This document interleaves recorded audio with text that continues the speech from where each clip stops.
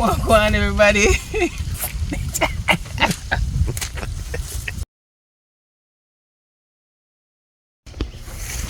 Welcome on, everybody. Thanks for joining us again.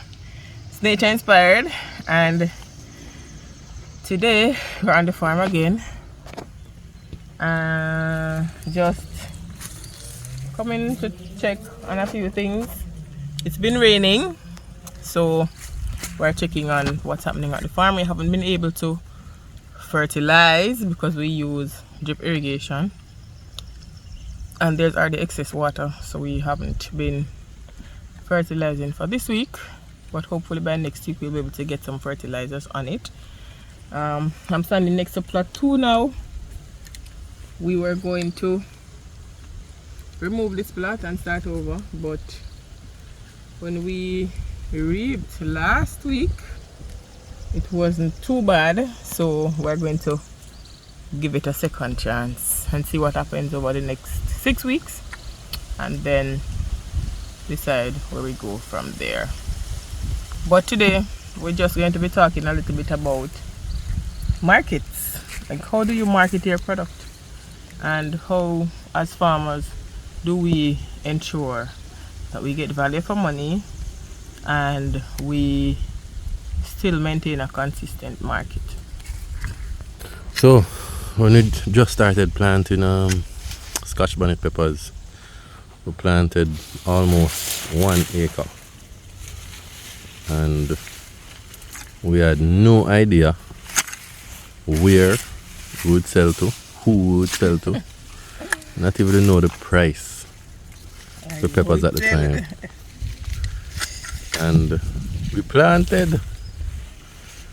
I guess we were just hoping that a buyer would just magically appear and buy everything. So during the growth phase and as we approach maturity, I was very worried. this one, Shanice, was extremely worried. Shall I know what we are going to do with the pepper them? And so we started reaping. I think we got a bag, or probably about 25 pounds the first time. And we literally got on the market. Got asked some vendor if she wanted it, and then she took it, and there were other persons who were interested in it, and then that's how we started. She became like the middleman. Yeah, she became the middleman, and we started taking bags, or bag or 2, to her to assist with the sale. But not even mention that. Anyways. Yeah, supposed to mention it. Like, Yeah. Well, persons started taking peppers and, saying that they would pay the next week, and just never work out. Not even want to go into details with that. But as farmers, you know what it's like. Yeah. I'm sure you know. Okay. But the good thing though, we started putting things on YouTube, and Facebook, and advertising that we had Scotch bonnet peppers for sale, and we started showing pictures of the peppers and everything. That's before we even had an idea of starting a YouTube channel. And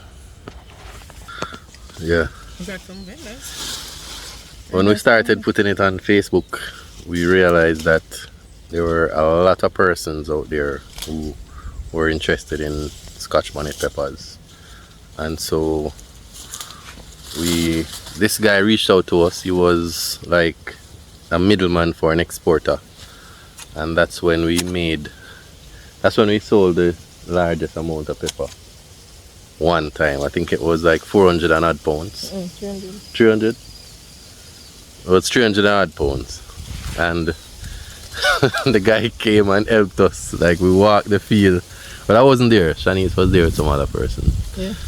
And walked the field just to see if they could make it up to the 500. 500, because they wanted 500. Because exporters, they need at least 500. Wait. exporters, they need at least, they usually say they need at least 500 pounds to export. Otherwise, it doesn't make sense. Right. And they were like 300 and something pounds. Yeah. And he actually went and walked with us in the field and finding others that were ready that we didn't know. We didn't know that they were ready to pick, and we made it up to. No, I think it was like 400 odd pound. It wasn't 500, but it was more than 300. But we make it up to the 500. We walked through and pick with his help.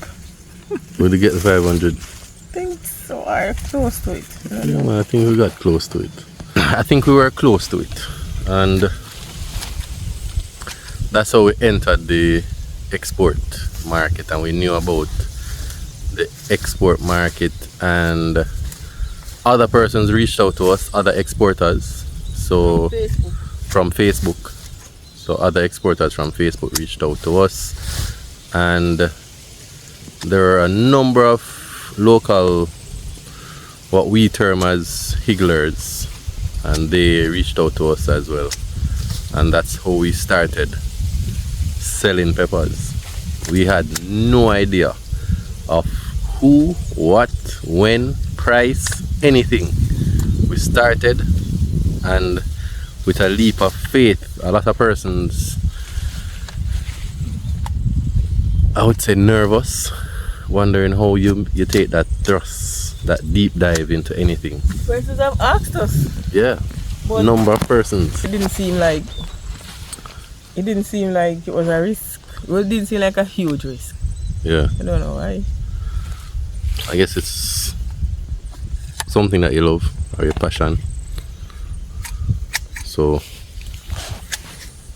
yeah, and that's how we started marketing our Scotch bonnet peppers. That's how we figured out the different layers and how the pricing in the market would go. You know, a lot of persons in farming would know that Christmas time is probably one of those periods where prices for most produce would skyrocket. I'm not sure why. I'm not sure. I wonder if it's the September, October rains. Maybe. But yeah, during that time. So during that time when we planted the first plot, it was it wasn't the Christmas time, but it was during the October rains, and so that's when we got introduced to a number of issues like pests and diseases, and it was a learning curve for us, both in the caring for the plants as well as knowing about the market sector as it relates to farming and Scotch bonnet pepper in particular. So I mean, if you want to take the risk, it's up to you. But we took the risk. But persons would advise, if you're entering farming, know where you're going to sell your produce. Have a market established first. I guess it's better, but sometimes it doesn't work out the way you want it. A lot of persons, if you are seeking a market, they wanted to have the product. Yeah. Before they commit to anything. So yes. Yeah, and a person would not come and say, "Oh, yeah, 2 acre of pepper, man.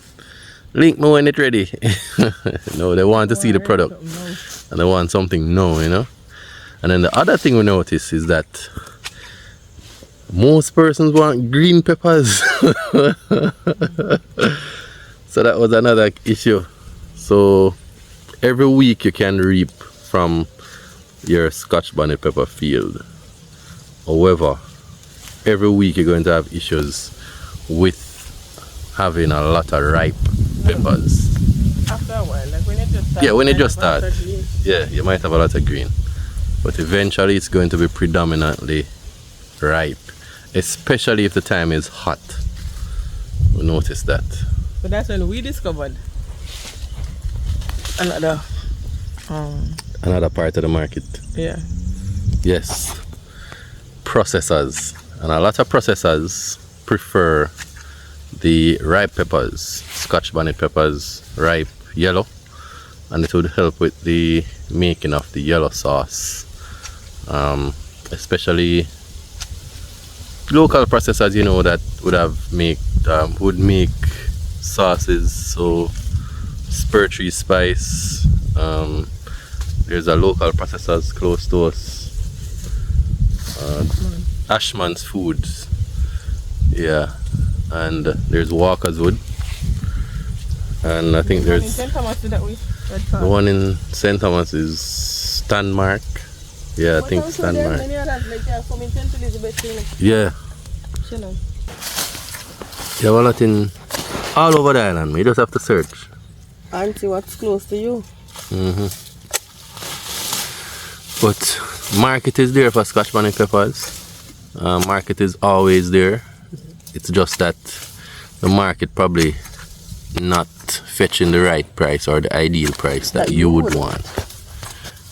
But you have to assess and see what's the minimum price that you could take. Because if not, because you want to get $500 per pound, means that it doesn't make sense to sell it for $100. So maybe if you have the quantity and you sell it for $100, maybe you can still make a profit. So don't just look at it in comparison to prices. Like pepper sometimes sell for 500, but sometimes it sell for 100. So if it's selling for 100, it doesn't mean you can't make a profit. Depends on your processes and your inputs and what you do. And operation costs and overheads. Right, so don't look at it that way. Look at it in terms of what can work for you. One other thing too is when not me, Shellan would have spoken to some persons who would have been in the farming sphere for a while, and what we realize is the advice, the main advice. Oh wow, I just got it was. Really? Tried it was picked out and tried. I wonder how you cut it. It's not cut. You sure? I'm not sure what it not cut. Check, come back down to the. Okay, somebody not cut. It's not cut, man. Good. Yeah, so what those persons would have said is what we have taken on. Like what them said, they said don't go for high prices, you go for consistency. And that's the main thing. While a high price is nice, consistency is better. So you can explain that. You talk to you. Oh yeah. I don't know why you should put me onto the spot. But yeah. The advice is, if you're in business and if you want to grow your business, don't model your market options based on high prices. Don't try to fetch the highest price in the market all the time. Try to go for options in the market, buyers, vendors who will be consistent. The price may not be the ideal, but once you have that consistency, you basically have a guaranteed market all year round. When you go for high prices, when your product is not the best, when your quality and the yield is not at the standard, then you try to seek these other options which they may not be interested at the time. They won't be. Or they won't be, I should say. So like for the exporters, you have to have a certain quality. They want the cup and saucer shape. They want, most of them don't want more than 30% ripe. And they don't want any spots, like no spots on the peppers. And some of them request that the pepper has stem in it, because the stem is, I guess when it has the stem it lasts longer than when it doesn't. When it doesn't have the stem it must rot easier. So the exporters want want a certain quality. Then now it comes to the iglas. The iglas, they also pay the high prices, but again, quality is important. They don't want too much ripe either, and they want them to look a certain way. And they might not be able to take the volume. And they might not be able to take the volume. Plus, you have to understand that nobody's loyal to you. Well, most people. So, if the price, if you were selling them pepper, and then your pepper quality drop, then you're on your own. They're not going to take it from you. It's not a friend thing, but they're going to say, alright, you always give me pepper, I'm going to take the bad peppers or the not so hot peppers. No. They're going to find somebody who has the high quality peppers. Likewise, the exporters. So, what we do, we always ensure that no matter the quality or whatever, we always ensure that some of our product goes to the local processors, because they are the consistent market. So while their price is also consistent, they will take the good quality, they'll take the small peppers, they'll take the stemless peppers. So the quality, even when it goes down, and we all know, well, for Scotch bonnet peppers, you get about 6 weeks. Well, we have, based on our experience, get about 6 weeks to 2 months of high quality, and then the quality goes down in terms of the fruit quality, fruit size and shape and all of that. And then the insects come in, the pests come in, and they start look like this. So no igler, no exporter will buy your peppers like that. So if you didn't establish that connection with a processor, then who are you going to sell them to now? Mm-hmm. When doing farming, look for the consistent market, not necessarily the high price market. Find a buyer that will consistently take your product, and you... Well, that is our model. Well, that is our model, yes. Okay. That is our model that we're sharing, and it has worked thus far for us, and we recognize the value it has if you want to build out your farming as a business. And this is something that we want to transition into as a long-term business. So we want to establish a marketplace that we can almost guarantee sale whenever we produce at this volume. Yeah, the volume too, yeah. Yeah, so as I said, with higglers, the price might be high most of the times, or some of the times, or whenever, but you hardly will find a higgler who will take 2,000 pounds or 3,000 pounds from you one time every week, you know. But because it is also dependent on their market. And it's dependent on their market and who they sell to, because they would sell to other processors, they would sell to restaurants and all of that. But if their market is not, if the demand is not there, then they won't be taking that volume. Yeah, because it's also a business for them. Yes. So that is that. The other thing is, do not be afraid to market your product. I think social media is probably one of the most effective tool that we have used and utilized. Most, if not all, most, because some we got based on other conversations. Most of the sales that we made through, of Scotch bonnet peppers and other products like sweet corns and I guess pumpkins and peppers were made because we decided that we are going to utilize social media as both a branding tool as well as an option to advertise and showcase what we have to offer. And that's how we got sales, persons who reached out to us via Facebook, YouTube, Instagram, TikTok, WhatsApp, you name it. we try to have a consistent presence, and so don't ever be afraid. Don't watch to say that Shanice, you worried that them say you're a hot girl and still in a bush. Me not girl. You're not girl. Let me see your nails. Eh? Let me see your nails. Me not girl. Nails me not girl. Let me see your nails, huh? No, me not want no nails. Me not girl though. Okay.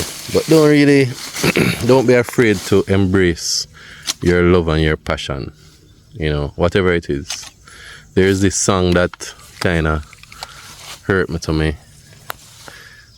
heart every time I hear it. Yeah. Now I call the artist name still. There's a line in the song. There's a line in the song.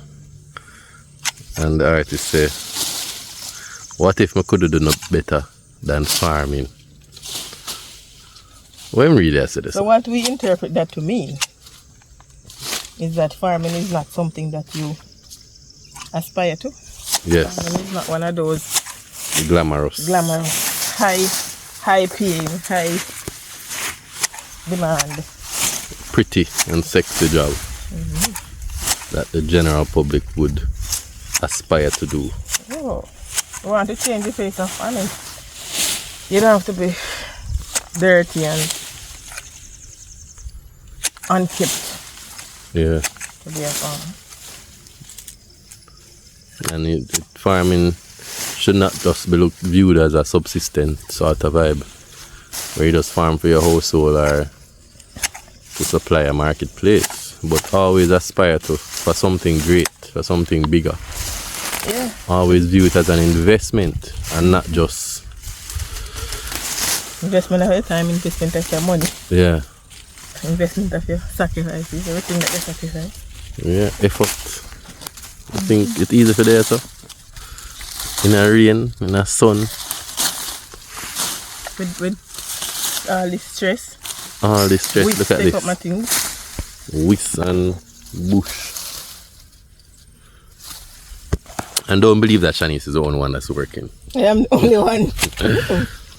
But I'm just taking a few minutes just to do this video, to share on the marketplace and Farming is a business. how we started out. So, what we want to do is to change the face of farming and for persons to see farming as a business and not just what we are used to as, well, what I am used to, just farming a little of this and a little of that and trying to see what works. Yes, you probably start out that way, but once you've established a crop, I believe that it's best to focus on that crop. Try to learn that crop as best as possible. Learn the markets, learn the requirements, learn the nutrients, learn the pests, learn the diseases, and let that be your business. And then you produce quantity. So once you can produce a large quantity and you have the market for it, then you should be able to have a good business, because you'll be able to establish that once I produce this amount, even if it is sold for a smaller amount than what is the desired fetching price, you should still be able to have that business component to it. And we go pick the worst crop. Scotch bonnet. The most sensitive. That good stuff. So I know a lot of persons recommend even crop Sweet rotation. peppers. Well, yeah. Like crop rotation. But my question is, what about those people who would have been planting one crop on the same plot of land? Centuries. So like sugarcane that we have here. I've never seen anything else growing on those lands. Or coffee. And then you have people who plant Irish potato, large scale, hundreds of acres, and that's the only crop.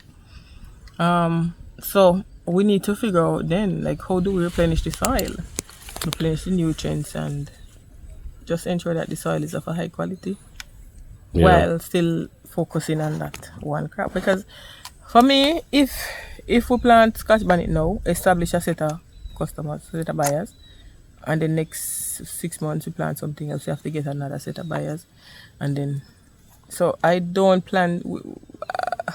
We hope not to have to do more than 2 or so crops, so we can focus. And I had a conversation with a farmer in St. Anne. His name not coming to mind now, but Oh, on that note, some persons had reached out to us on WhatsApp, but the phone that we had, the phone went down. So I'm kind of asking, if you've reached out to us before, we've lost the numbers. So if you've reached out to us before, we had a conversation, please reach out to us again, because we've been trying to find the numbers to no avail. So we want to get back in touch with you. So don't think that we just didn't respond or anything else. We just can't find the numbers and we want to get back in touch with you. So please send us a WhatsApp message. yes, please. So I was talking to this farmer in St. Anne. He does large scale Irish potato planting. And what he was sharing his experience, because I was asking how do you plant this one crop every year, all year round? And sometimes they have to help the soil. And that's the reality.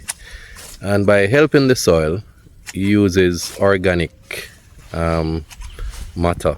So like Matter? what is it? M-A-T-T-E-R, matter. Matter. Anyways, organic things matter. And that's like fowl manure or goat manure or any sort of manure that he would from time to time just put it in the ground, and when the tractor is coming to plow, all of that nutrients, that organic nutrients, is then plowed into the soil.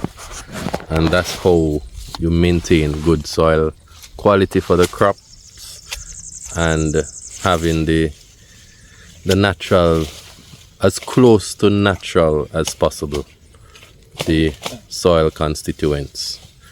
And I was talking to another farmer, and what he was recommending is, instead of using herbicide to clear the land, he would just cut it down and leave the weeds and the bushes in place, and that would also help with the overtime breaking down of the weeds and bushes to replenish the soil quality over time. So yes, focus on one crop, and by focusing on that one crop and learning it and mastering it, you can supply that market consistently. And that is what we're going for as farmers, to provide all year round Scotch bonnet peppers to a consistent market.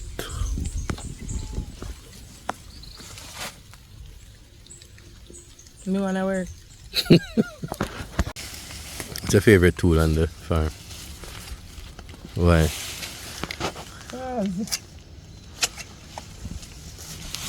I cut a tree then tap in it. And take off whole eye blossom. I think when I see pruning. it's pruning. Yeah, kill whole eye blossom. Me a prune. Don't be a hater. The tree is full of blossom now. Full of blossom now.